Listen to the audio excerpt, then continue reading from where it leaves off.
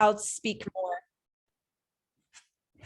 Happy Friday, Morgan. I know this is coming out on Monday, but happy Friday to you.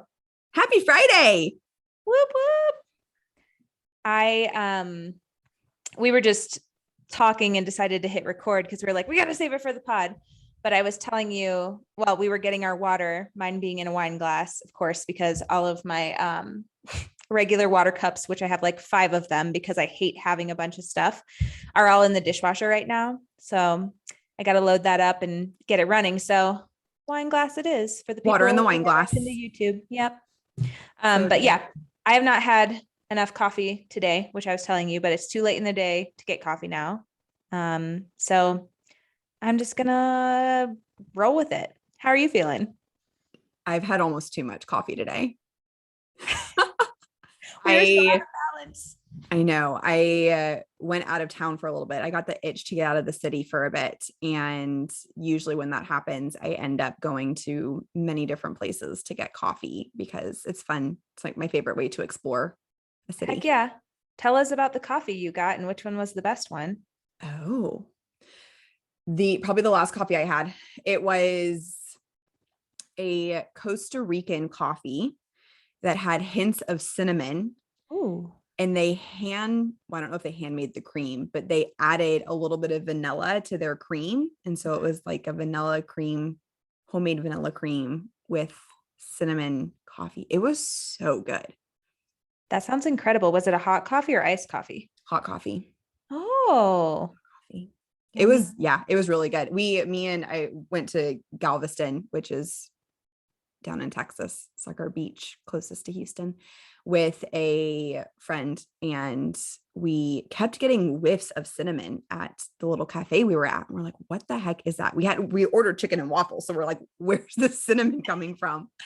And so we asked them and they gave us the explanation of cinnamon coffee.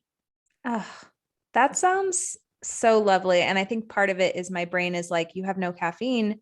Anything with coffee in it sounds great right now, but also like that, just you can like taste that description and oh, so good. Yeah, I was considering if I should have an espresso shot or not while we do this, but so I totally relate to your like wanting to get out of the city. And so for the listeners who don't know, I live in Denver, Colorado, and I am actually wrapping up the work week. This is my last thing recording. And then I'm grabbing dinner with some friends, which will be nice. I live right in the city, so we're just going to walk and get tacos or something. And then I'm going to bed at 7 p.m. because I'm waking up at 2:30 in the morning to go to the mountains to do my 11th 14er. So Heck yeah, you are. Yeah. So I am like, I cannot do any more coffee because I will not be able to fall asleep at 7 p.m., which I need to do. Yeah, that's going to be a rough morning if you don't. No coffee for Hannah. Yeah. I will be drinking plenty of coffee at 2:30 in the morning. So dude, that's so exciting. Yeah. It's the time of year where I don't like camping at the trailheads when it's so cold because it's literally in the middle of the night. It'll be in the single digits. And I would much rather get like 5 hours of quality sleep in my bed than sleep in a tent where I am freezing and get 7 hours. Like, no, I won't sleep at all. So 2:30, swinging by to pick up my friend, go into the mountains, and abandoning work for at least 8 hours. I think it'll take us to do it. That's so cool. You're so cool. Boss lady during the week, mountaineer on the weekends. I love it. This is your 11th 14er? Mm-hmm.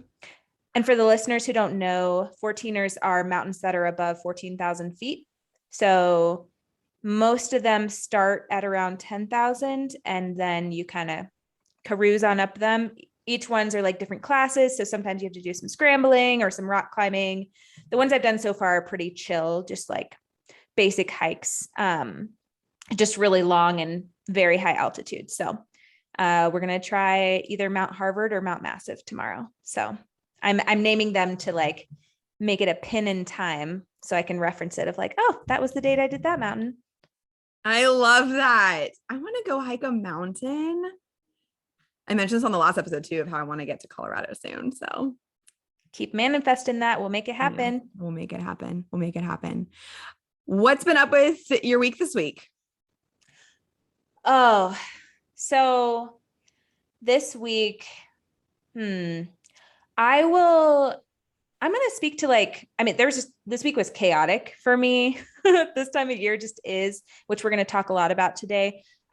So I think to keep it like upbeat and cool, let's name like the most exciting thing from our week that we're like looking forward to, or like that brought us joy. And so Do for it. me, that is, I decided due to necessity in many different ways that I will be taking the week off of December 13th through the 17th, to taking it off as in from meetings and clients and like interacting with other people work. And I'm going to go to the mountains and get a little cabin and work on business strategy for a whole week. And I am so stoked about it because it's incredibly necessary. And I need everyone to leave me alone while I do it. I love that. Nothing feels better. And this is probably both of our Enneagram sevens talking. Nothing feels better than escaping to get work done, like getting out of the usual routine to go crank shit out. It is so necessary. And that's what's been really hard about work from home for me. And I don't want to say I can't work from home, because I'm working on challenging that and embracing that, because sometimes you just have to work from home and you can't spend like $50 a week at coffee shops. It's just not in the budget. Yeah. Amen to that. So I'm trying to embrace that more, but there's so much truth. My levels of productivity go up when I intentionally remove myself, especially from the city that's super overstimulating, to going to the mountains, completely isolating. I'm bringing Bennett with me, which is my dog, and he's so stoked, and just going to get some stuff done. The same thing for me when I'm taking time off from work to not do business stuff and to like do fun, like climbing trips and vacations and things. Like I need to physically remove myself. Like me just taking time off in Denver to do nothing would never pan out for me. It wouldn't pan out for me in Houston either. I'm right there with you on that. I've got to like not be unreachable, but kind of be unreachable. Like no one, I need to be in a place where no one can tempt me with weekend plans. Yes, we will. I can't wait for the episode we do about the Enneagram, because we got to talk about FOMO. We got to talk about like all the things that we experience as sevens, but that's a story for another day. But to keep it tight and wrap up why I'm excited and what I'm doing for my week in the mountains, it'll probably be closer to 4 days. Let's be real. But I was looking at Airbnb and I'm like, okay, I need an outdoor hot tub and I need a fireplace and I need to be close to a ski resort in case I want to take a half day and go get some runs in. So I'm really excited. That's so exciting. Oh man, that's going to be so good. You'll have to send me pictures from the mountain. I for sure will. I promise I won't bug you with work stuff.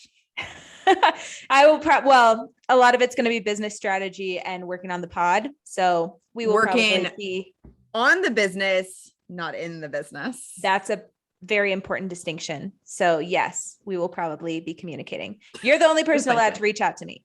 Perfect. Love it. Okay. Exclusive tell me access. Yes. Tell me about your exciting thing this week. Today's my 1-year anniversary of working for myself full time. Oh my God. Tell us more. Well, first of all, I can't believe it's been a whole freaking year.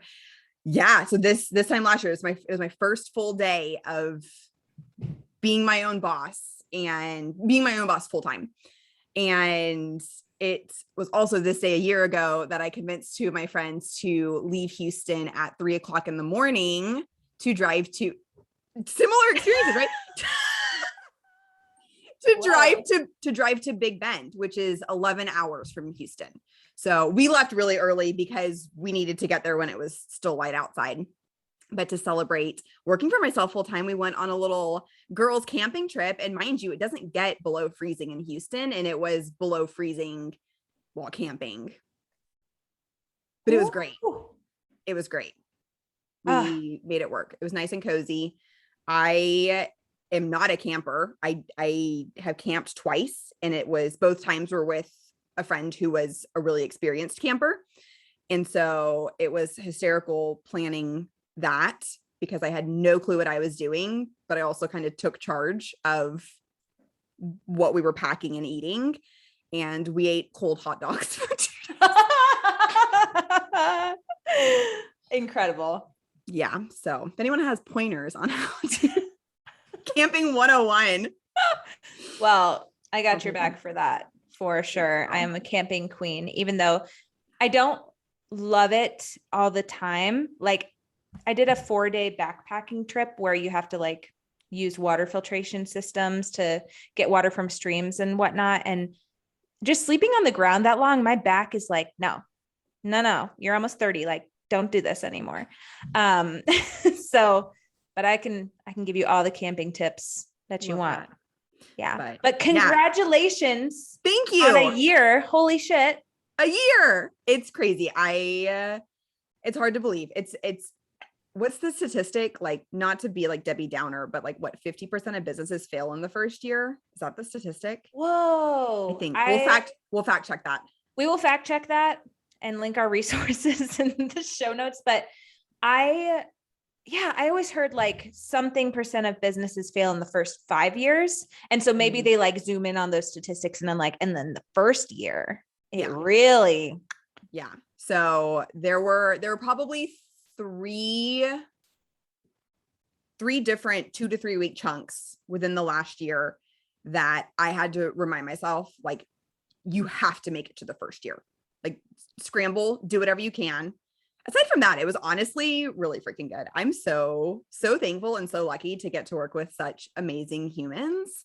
And there was definitely a lot of learning and growing, as there always is in entrepreneurship. But I would say, especially within that first year, it was exhilarating. And I'm just so happy I made it. I'm so thrilled for you. Can you give the listeners just a quick snippet of what exactly you do? I know we're going to go into each of our stories in other episodes around our businesses, but for the people who don't know, what is your business? Yeah. So I run Morgan Sinclair Designs. It is a design and strategy studio for weight inclusive business owners, primarily eating disorder clinicians, where I offer different services like branding, web design, and marketing, as well as some like one-off coaching if you're wanting to explore a specific area of business that feels new and foreign to you. That was a beautiful summary. Thank you. I've been working on my elevator pitch. So glad you got to practice it here. And just to plug for Morgan, I have worked with her on business coaching stuff and website design and whatnot, and she's amazing. So definitely recommend her services. She did not pay me to say this. Not sponsored. Not sponsored. Just like off the, what's it called? Off the mic. Just so y'all know. Off mic. Yes. Off mic. Yes. I recommend Morgan's work. Thank you. I appreciate that. So yeah, it was fun. It was fun getting to be in Galveston and celebrating that 1 year mark. Still worked this morning, but it was nice to be in a different space celebrating. I just realized you didn't tell us about your other coffees. You just told us the cinnamon one. Oh, well, to be fair, there were 3 cups of the cinnamon coffee. Yeah. It was really good. The other one was my go-to coffee, which is a vanilla latte, usually iced. This morning I got it hot. I don't know why, but I did. But yeah, it was good. We went to a coffee shop that is probably one of the best coffee shops in Galveston. It was recommended by quite a few people. There's also some universities in Galveston. And so whenever we were planning on leaving this morning, I asked my friend what time she wanted to get there. Coffee shop opened at 7. Galveston's about an hour away. And I was like, well, maybe we should leave at 6 because it's finals week for college students. And I want to make sure we get a table because heaven forbid we drive all the way to Galveston and then not be able to get a table at a coffee shop. And then I was like, nope, Morgan, that's your anxiety speaking. You'll be okay. We ended up leaving at 6:30. So we got there at 7:30 and we were the first ones there.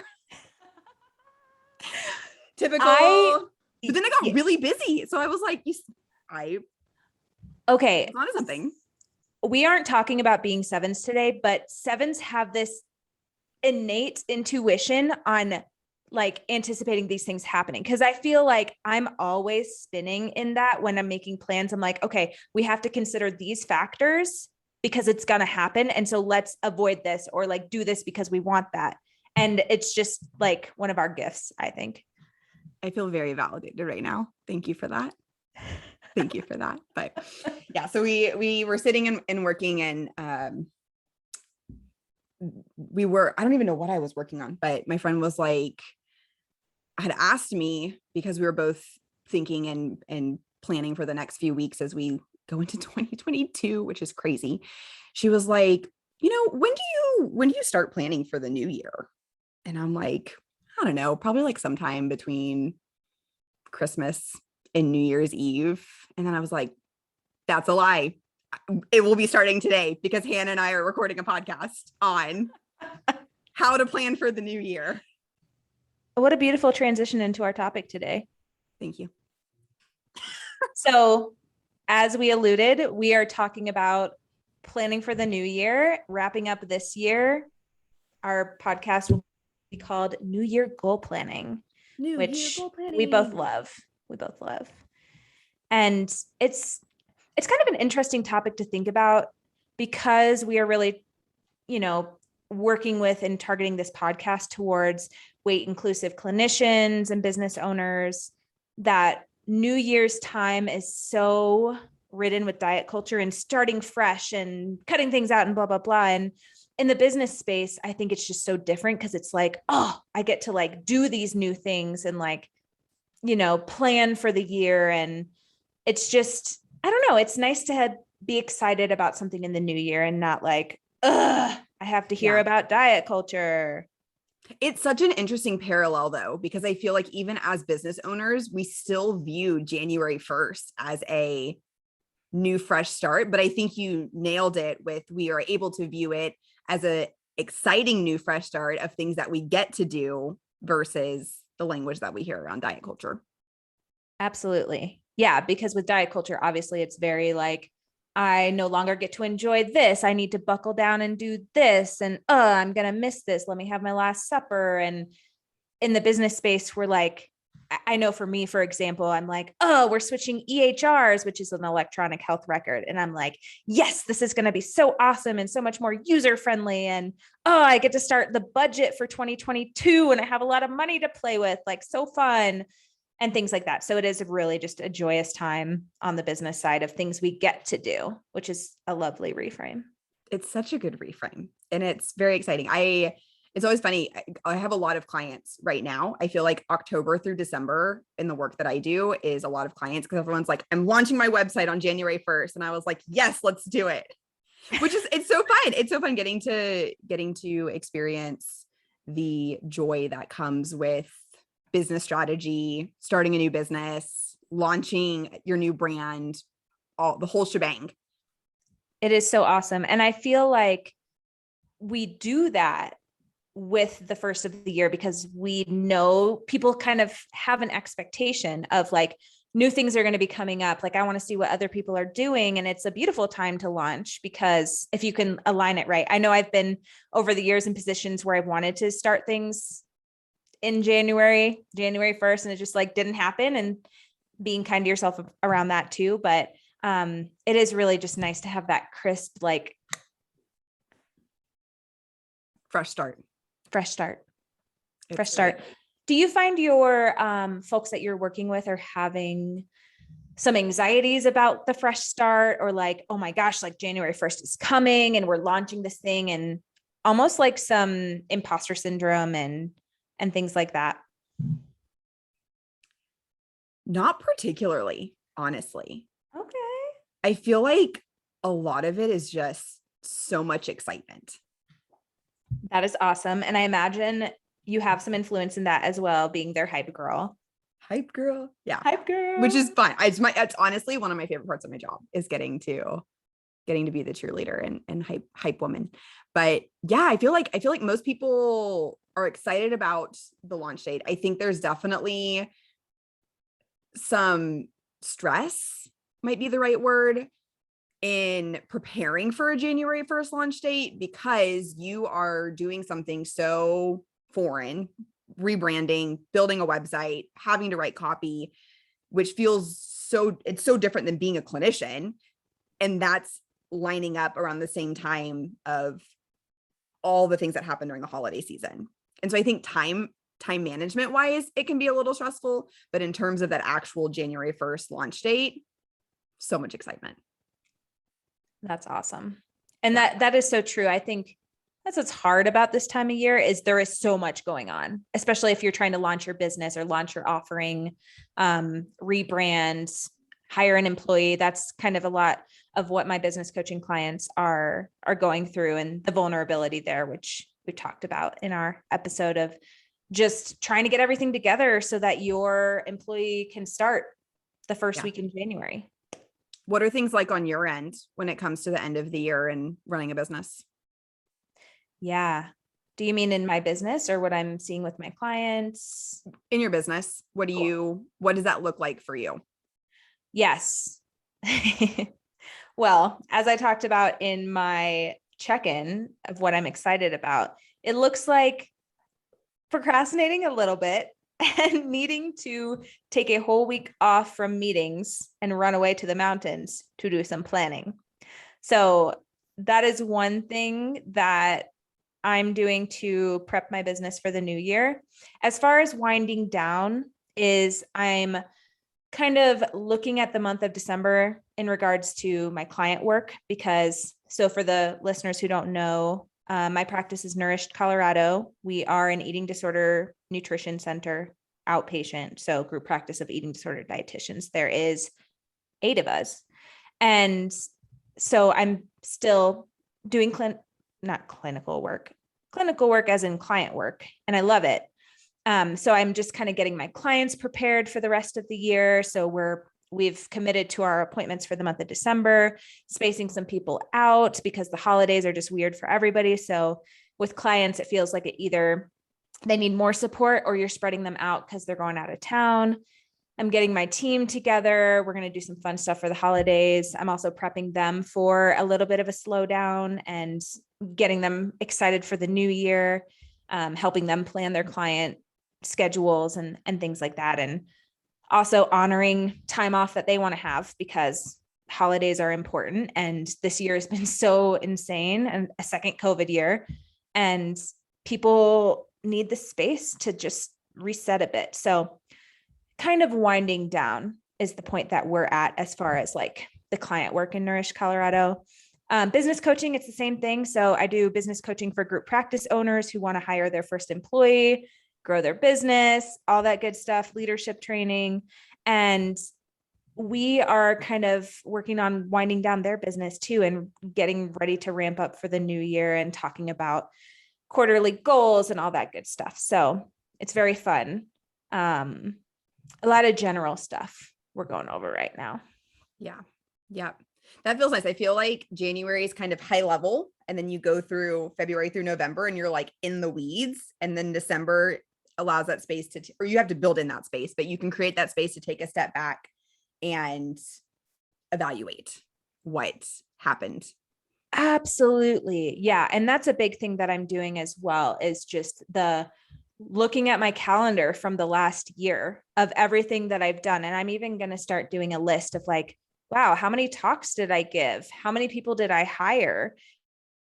And really reflect on the year. So I want to look at things like what went well. I'm going to look at what was hard.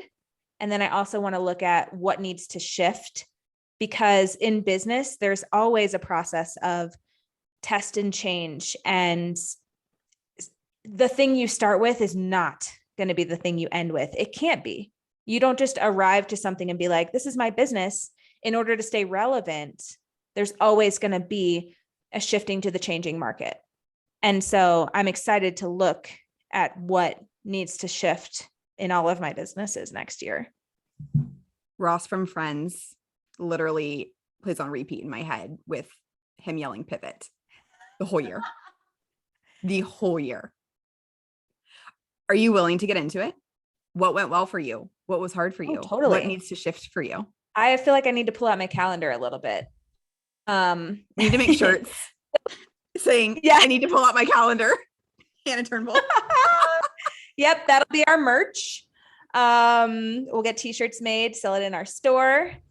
So if I think about what went well this year, the first things that come up is my team. I have an incredible team of dietitians. I can't even believe that I get to supervise them and work with them and see them do amazing work with clients. And I think this year we hired 4 people, which is just amazing and actually really aligns with kind of what I do coaching around. Is it's pretty reasonable to hire one person per quarter, because by the time you get them onboarded, get their insurance contracts in, learn what the hell you're going to do with your first employee, it takes about a quarter. And then you want to work on filling up their caseload and then starting to add your next person. So that aligns. What else went well? I really grew my business coaching this year.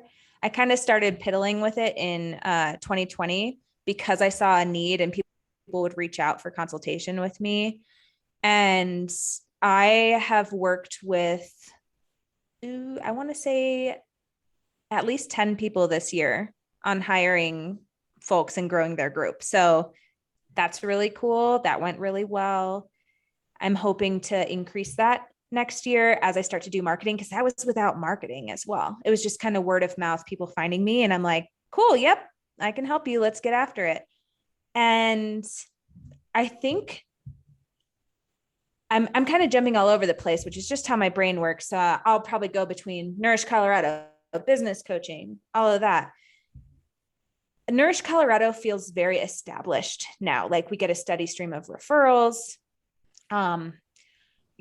Everybody is pretty on board with our policies, procedures, knowing what their job is and what they need to do. And we get things done pretty efficiently, which just feels really good. Totally. Those are incredible things. Snaps.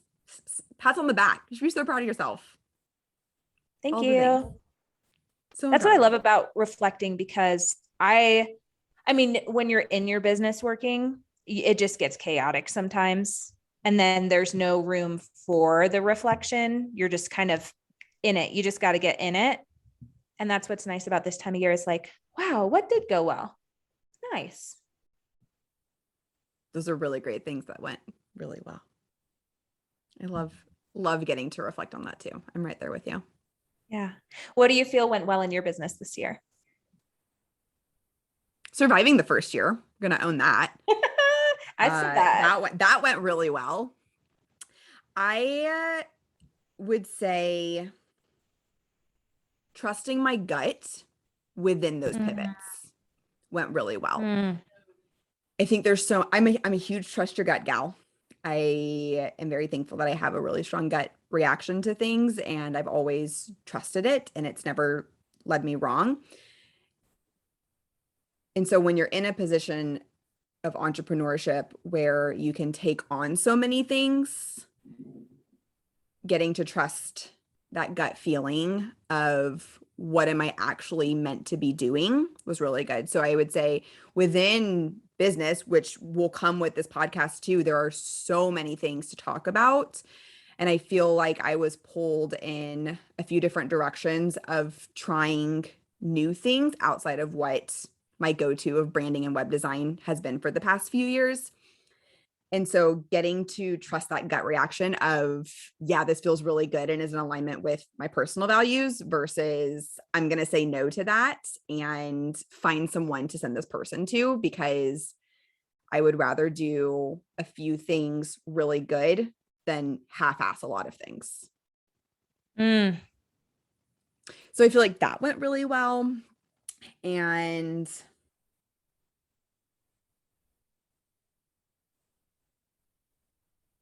just getting into a rhythm of working for yourself, scheduling, making the decision to have Wednesdays be a flex day for me was one of the greatest things that I could have possibly done for myself.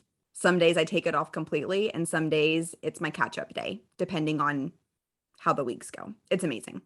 How did you choose Wednesday? I love it. I liked the idea of having a 2-day sprint with a possible break, followed by another 2-day sprint with a 2-day break. Oh my God, you genius. Thank you. Don't get me wrong. I love 3-day weekends. I love the idea of having Friday off too. But I feel like I structured my days because now Fridays are my, what I call quote unquote on stage days when I have meetings. And so I'm usually on Zoom with people for a good chunk of Fridays, which energizes me for the weekend. I love that. I want to have a 1-day sprint with a 6-day rest. That also you know sounds it's end of fabulous. year. That's how you know it's end of year. Yeah. Yeah. Yeah. All right. Got to honor our promise of getting in it. What was hard this year? Oh, what was hard? I had a lot of hard conversations actually with different people in different places of businesses. I won't go into the details just because it's not all mine to share, but it was equally hard, and I'm proud of the conversations that I was able to have and people had with me. And I think that's one of the big takeaways from this year too, is feedback. So important. And the ability to receive feedback well and give feedback, so important in business and leadership. And there have been times over the last year where I've literally felt physically ill from conflict and figuring things out. But I wouldn't change that because it was a growth point for me, for sure. Another hard thing, let's see. I have the continued devastation of not having the experience of group practice that I wanted with COVID. So I remember last year, this time when we had our team get together for the holidays, my supervisor at my practice, Martha, was like, "Oh my gosh, this is amazing. Was this everything that you ever wanted?" And I actually told her, I was like, almost, but no, like I wanted a big, like, launch in person, like have an opening for our suite and have people come in and like have tapas and drinks and like, really be in our space. And we've had our suite for over a year and a half now. And we have clinicians come in here and there, but a lot of people are still virtual. And so when I go into the suite the most, just because a lot of my clients really like in person and started with me in person several years ago. So they're like, "Oh, this is way better." And I think because a lot of our clients started in the pandemic, they're like, "I don't even know what it's like to be in person, but making that transition feels hard right now." And also new variants and things. So I go in there the most. And sometimes I go in there and it's empty. And I'm like, "Oh, this is not what I wanted. I want my people here. I want to see a waiting room with clients who are like ready to do the work. And my clinicians are stoked to see them." And it just hasn't been that yet. And it'll come. But that's been really hard, continued from 2020. Yeah, that is really hard. You almost have to grieve it. That's been a lot of what's been difficult for me too, is reviewing kind of where I wanted to be at this time back when I was daydreaming in 2018, 2019 of where I would be. Like by this time I was like, "Oh, I'm going to be traveling the world and living in Mexico City for 3 months and then fly to Scotland for 3 months." And like, clearly that's not happening. And I had to grieve it. I didn't realize I had to grieve that. And then I apparently just really suck at grieving things, even something like that. And it was really hard for me to recognize that and have to shift that mindset to be more holding space for that while also recognizing everything that's still gone really well. I love that plan for you. You are definitely going to execute that sometime. Putting it in the universe. Putting it in the universe. On this And podcast. I just wanted to mention to that too, grief is something that is just a bitch, like comes up out of nowhere. You think you already felt your feelings. You see something that reminds you of Scotland and you're like, "Fuck, I'm going to cry again." And it just can come out of nowhere when you've thought you've already dealt with it. Yeah. Continually hard to deal with. Yeah. So not traveling in the way that you wanted to was hard. What else was hard? Inconsistency of income was probably the hardest this year. And I think that is not just universal, or is not just specific to the type of business I'm in. When you make that leap into working for yourself full time, when you're a service-based business and you have to have clients and have to see clients in order to make money, that was really hard. Made it. We're here. We made it through. We're good. Parallel with that, figuring out the rhythm of how many clients felt best for me. Whenever I was working a full-time job, I made a rule to myself that I would only ever take one design client at a time, because I didn't really know the amount of work that I had for my full-time job fluctuated quite a bit. And it never felt like it was a consistent 40 hours. Some weeks were 25, 30, some weeks were 60. And so I never wanted to, that felt unfair to my design clients if I couldn't give them the time because something came up in my full-time job that was out of my control. And so whenever I started working for myself, I kept that same rule of only working with one client at a time. And it unfortunately took me fortunately and unfortunately, I'm very thankful for this realization, but it took me about 4 months to realize that only working with one client at a time was not going to be financially feasible for myself. And it took me until July to actually make that change. And so a good first half of the year was a little bit of a struggle, which led to some pay periods being really awesome and making more than I would have made in my full-time job. And then there was 2-week period in July that I paid myself $250. And I'm like, oh, that's not going to be very good. Thank God I have an emergency savings account for that reason, because it's so unpredictable of what it's going to be like. And so finally getting into the rhythm of that, but it's the times where I didn't have clients or I was waiting for the next client to start, my anxiety was really bad. I wasn't sleeping through the night. I'd wake up sweating, not knowing what was to come next. Absolutely. That is some first year business bullshit. Like that I feel everybody goes through. It's the scrappiness. It's the rough. This is what I'm figuring it out. And it's not just, I'm handed a platter of ideal clients where I get to do their design work. It's, you have to have the clients come to you and build your reputation, which I know you've been doing a beautiful job of over the last however long while you were working your full-time job. But that leap and adjusting is so tough. So tough.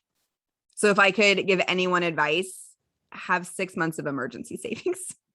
Maybe not. Each person's their own. I had about 3 months and that seemed to be okay. But having that as a cushion to fall back on, not if, but when things don't go to plan.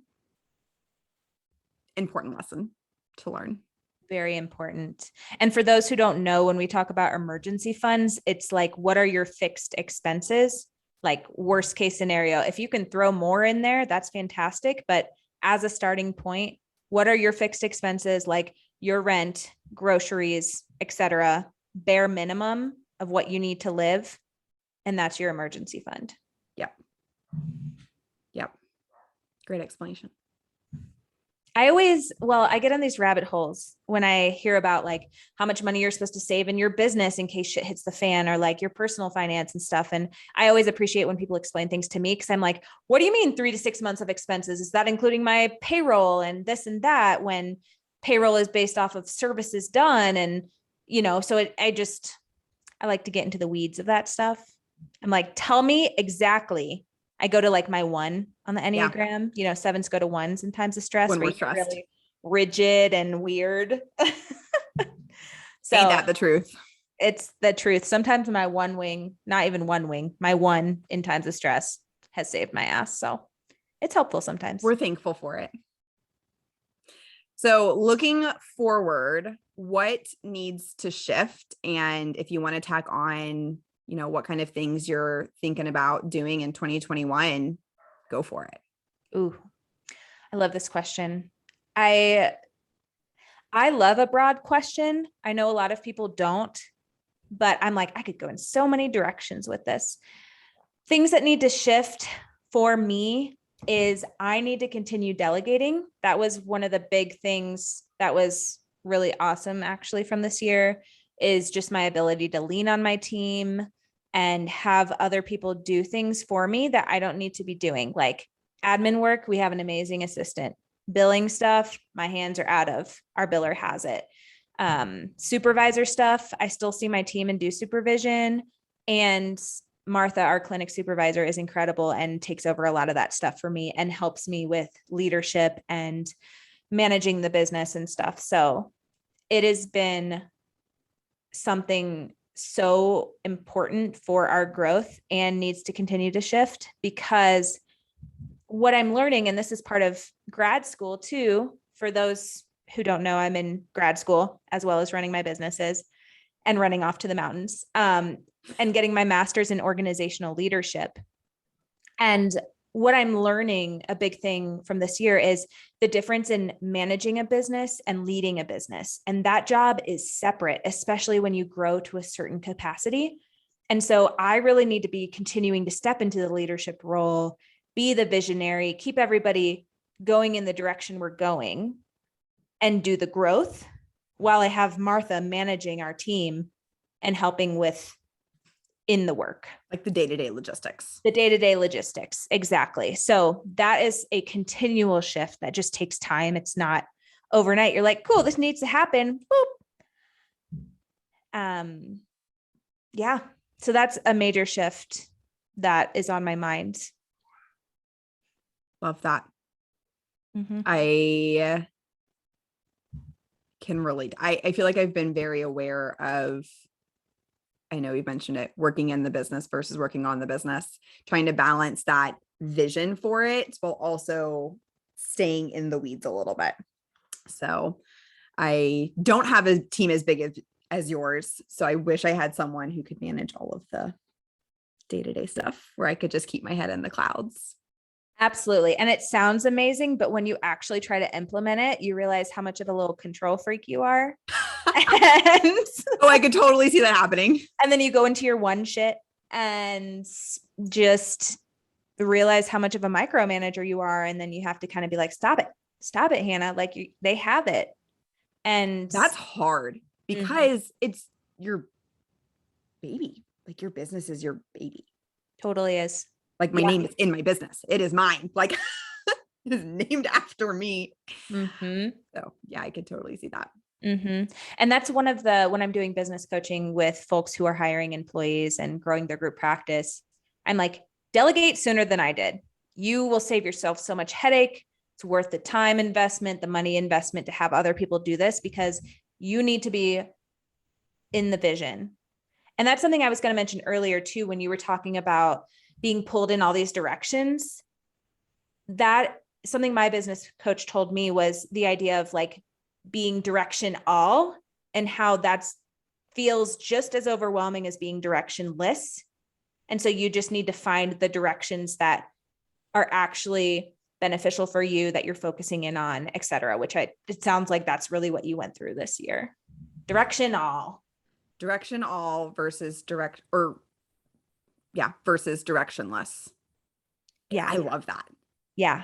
Yeah. Cause I think directionless has like a negative connotation of like, I don't even know what to do. And it's like, no, you know exactly what to do. You see the need, you see the thing, all the possibilities, but you can't do them all. You have to focus your attention in certain places. And that's a shift in itself. Yeah, it is. Tell us about your shifts. Yeah.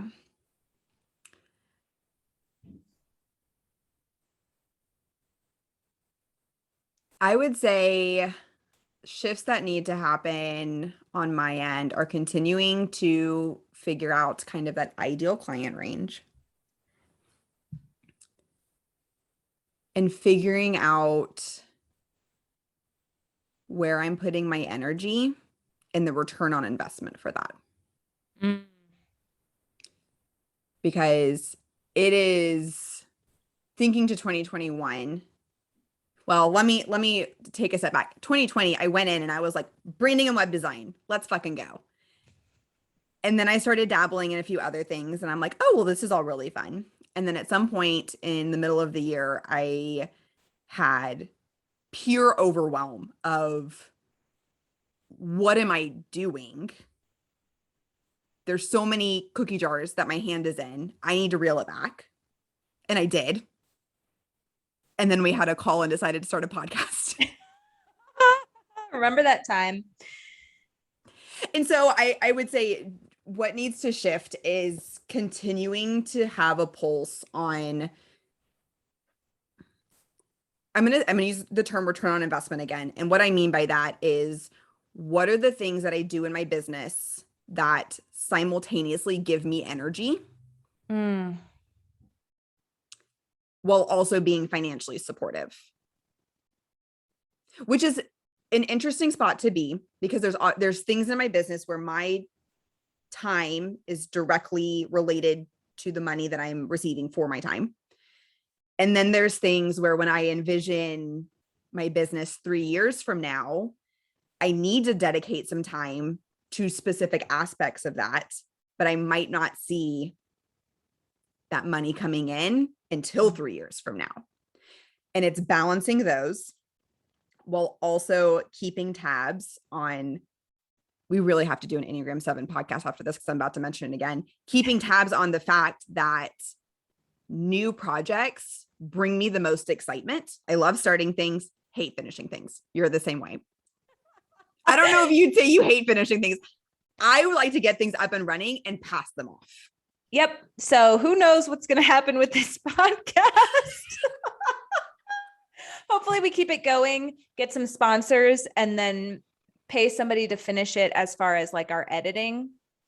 So that's what I love about this project is I literally could talk shop for hours. And I feel like every time we talk business, it's like such a nice back and forth of like so much idea generation and excitement. And I hope the listeners receive that from us too, of like, we're your hype women, like for your business. Yeah. And so this gives us energy, even though we haven't monetized it yet. And we will give you guys updates on our podcast and how we built it and all that in the future, in a future episode. But we got to get through it first. Yes, we got to get through it and we got to monetize. So yeah. Working on so that. I would say those are the things that need to shift the most. I feel like a lot of things have just been shifting the past 4 months or so. And so just continuing to be open to that and listen to what the universe is giving me of what I'm meant to do. I love that shift. I think it's so important. And the only way to find out what the shifts need to be is by doing something and seeing what works and doesn't, and then changing it. And yeah. The excitement of it all. Yes, the excitement of it all. So I think the big question that I have for you, how do you plan a new year? Well, I will let you know after I go to the mountains. I'm just kidding. So in the new year, as you know, planning for a year, you can do planning and try to strategize and have a business plan, strategic plan. And a year is a really long time. Like so much can happen in a year. And so this honestly is really this is going to be the first year, 2022, where I'm being intentionally strategic, because I feel like this is the point where my businesses are of like, I'm past the scrambling, the testing and changing. There will always be some of that, but I'm really needing to figure out where I want to go with all this. Because when I think about my group practice, I'm like, I could literally hire dietitians forever, right? I could grow to 100, I could grow to whatever. But for me, it's important to have a family feel and to keep us small and tight and connected. And so figuring out the plan of like, are we going to hire more people in the new year? What are we going to do? What is our revenue goals? What benefits are we going to offer our team this year? Et cetera, et cetera. for business coaching, that's where I will probably dive in more to like quarterly planning and implementing new exciting things that I won't mention here yet because I'm still figuring them out and finalizing them. But there will be more offerings as far as group practice support, which is awesome. And I think that's really what I want to get clear around is making some tangible steps in each of the quarters to figure out what I'm doing, where I'm headed, and then also leaving space for opportunities that are going to come up outside of those things. Like we can't just have our whole year planned out because one, that's not fun. And two, it's unrealistic. Like so much can happen. So that's kind of where I start with my new year planning. I'm not one to be like, here is my like very long plan that's very detailed and outlined and organized because as you know, we're both visionaries and like we're looking at big picture stuff of what we want to accomplish. But I do want to get into the weeds of strategic planning and making specific goals, which I'm so stoked about. And definitely when I have them down, would be willing to share some on the pod too. So maybe we'll do a check-in about that soon. Love that. Yeah. I would say on my end, my brain functions in a similar way to yours. Planning a whole year is so unrealistic. And the things that I started planning, that sounded a little pessimistic. Sorry, guys. It's true though. It's realistic, not pessimistic. There we go. Realistic.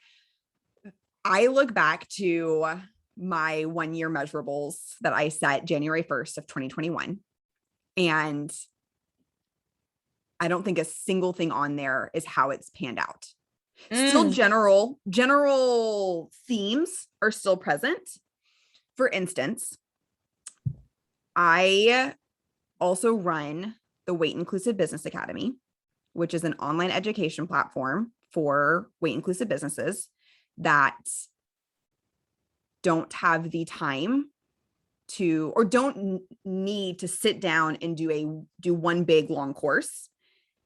The Weight Inclusive Business Academy provides chunks of information in no more than 30-minute spans, 15 minutes of education paired with 15 minutes of action items. Essentially, you can build your business on your lunch break. So if you're an eating disorder clinician, you're probably working on your lunch break, but you get the picture. Get the picture. And for that, it was not structured that way in the beginning of the year. I was planning on launching a big, comprehensive couple $100 course. And so I'm still launched the Weight Inclusive Business Academy, still working on it. It just looks a lot different now. And so what I have found to be incredibly helpful is picking 3-ish measurables in the beginning of the year of bigger categories that I want to keep tabs on. Within that, it's usually sections of my business. So one measurable would be branding and web design clients. One measurable would be the Weight Inclusive Business Academy. This podcast will now be a measurable. And then I actually have another business, which I can touch on because we're actually going to be doing our first trip in 2022. So I have a business called the Eating Expedition, which I feel like I should have talked about this of the what was hard of this year, because I created this business as a way to host food-focused trips around the world for people who celebrate food. And we had to cancel our first trial trip to Italy because it was meant to be October of 2020. So clearly couldn't make that happen. But it's happening this year, September of 2022. If anyone wants to go to Italy, let me know. Thank you. That can be a whole other, building that can be a whole other podcast episode. Regardless to say, I have those measurables. And if you're watching this on YouTube, I will hold up this beautiful template, which we will also provide as a download. But basically I have the measurable up at the top for each quarter. So I only do quarter planning. It's way easier to envision what the next 3 months are going to look like than what the next year is going to look like, and will also allow for those pivots and those shifts in your business. And so what I do is I function from a standard calendar of, January, February, March is Q1, so on and so forth. And I have, so, we're in Q4 right now. I have Q3, so July, August, September listed small up at the top to reflect on things that I accomplished those months of that quarter. I have Q4 in the middle of the page, much bigger for all of the things that I want to accomplish. I dive into like the micro tasks of it. And then I have a space down at the bottom for Q1. So if there's anything that I want to plan for in the future, it gets added to Q1. And so I'll share an example on as a download for anyone who wants to test out structuring their life that way or their business planning that way. And I do a little bit broader things of like what I want to keep a pulse on for each month. And then at the beginning of each month, we'll dive in and actually plan for those 4 weeks of pretty intensive work. I love that. I love that you have this strategy that's like, boom, quarters, boom, 4-week sprint. Like, yes. And I like that it's simple too, of picking 3 to 4 things that are going to be your projects for the year and the constant point you're coming back to. And for me, that's my group practice, Nourished Colorado. That's my business coaching offerings, and then this podcast as well. And actually next year, and I've been talking about this for years and the need continues. My 4th thing that I'm going to focus on is building some resources for eating disorder dietitians and billing insurance. So love that. That is so needed. Freaking insurance, man. Freaking insurance, man. That's going to be the name of the episode that we record about insurance. I'm ready to dive into that. I have a lot to say about insurance. And this is coming from someone who has not worked as a private practice dietitian taking insurance. And I have some choice words. Yep. We'll get to it. We'll get to it. We'll get to it. But I would say, yeah, that's how I structure how I'm going into 2022 structuring. And that was kind of trial and error this year. I would say this past year was the first year that I actually set goals. Prior to that, I flew by the seat of my pants, and while fun and exhilarating, was not the best strategy for the business. I have had many years of flying by the seat of my pants. Again, you have to go through that because you don't know what you don't know. It's like you have to fly by the seat of your pants to be, this is not sustainable. So what do I need to shift? And that's where you go from flying by the seat of your pants to strategic planning. 100%. 100%. The other thing that I'm adding in, this is new, I haven't done this, and I haven't intentionally done this before, is I am planning what I'm going to call visionary vacay, where I am going to peace out of Houston for a little bit. I don't know if you feel this way. I'm curious if you do. I feel like if I travel within the US, I still have work on my brain, but something about traveling internationally makes me feel unreachable, which I'm not. I still have my phone and email, but something about traveling internationally makes me feel unreachable, which puts me in a brain space of getting to think higher picture. So I can see that feeling that way for me. I haven't traveled international in far too long, mostly because I was grinding in my business for the first few years. Then COVID hit. Like 2020 was going to be the year where I'm like, I'm getting to the fucking Mediterranean, and obviously didn't happen. So I'm like, oh, I don't have any data on that because I haven't been international, I don't think, since I started my business, which is making me sad. And I'm going to have to process that after this. But totally. The only other way that I don't feel that in the States is like if I'm doing something like going to visit a friend and then they preoccupy me and I'm like, oh shit, I'm not getting any work done. So, but yes, if I'm going somewhere in the US, I totally relate to that. It's not far enough away. And I love that separation, like literally ocean away separation of getting to go into the visionary space. Yeah. And be dreamy. I will say I'm planning on just going to Mexico City. So not an ocean away, but still international enough for me to feel like I can't be reached. Absolutely. Maybe it's not even about the ocean, but it's about like the change in environment. And I feel like holding a passport. Yes. Yes. Somewhere you have to use a passport.